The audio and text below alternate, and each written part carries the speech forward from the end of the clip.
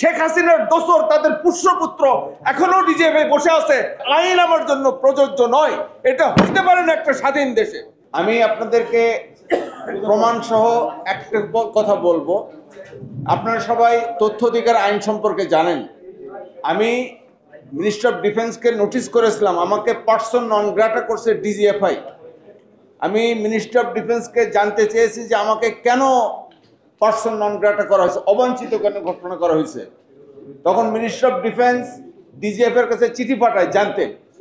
DGFI থেকে উত্তর দিছে, তাখানে বলতেছে যে মিনিস্ট্রি থেকে আমাকে জানাইছে লিখিতভাবে গত 28শে নভেম্বর আবেদনপত্রে চাহিত তথ্য প্রদানের বিষয়টি প্রতিরক্ষা গোয়েন্দা মহাপরিদপ্তরের জন্য প্রযোজ্য নয় মর্মে উক্ত সদর দপ্তর থেকে জানানো হয়েছে।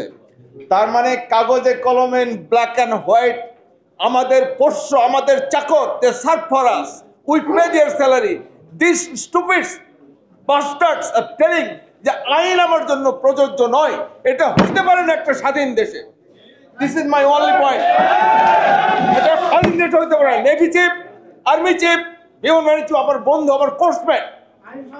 আমি এখনো পিএনজি। আমি নেভি চিফকে অনুরোধ করছি, দোস্ত আমার দোষটাকে আমার দোষ বল, আমি আদালতে যে আমি এটাকে বাতিল করাবো, সে কিছু জানাই না। পরে বাধ্য হয়ে যখন তথ্য অধিকার আইনে নোটিশ দিলাম, আমি যখন জিজ্ঞেস করি নেভিতে আমাকে কেন পিএনজি করছে, বলে ডিজিএফআই করছে। ডিজিএফআইকে নোটিশ দিচ্ছে, তারা লিখিতভাবে জানাচ্ছে যে আইন তাদের জন্য প্রযোজ্য নয়। ভাই এটার কপি যদি আপনারা কেউ নিতে চান আমি সব দেবো, 5 সেট আনছি, আমার হোয়াটসঅ্যাপ আছে। I want to provide you this information. This is very important.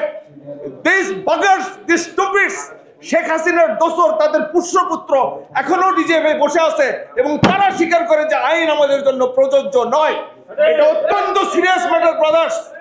আপনারা সাংবাদিক, please bring it in the people's notice.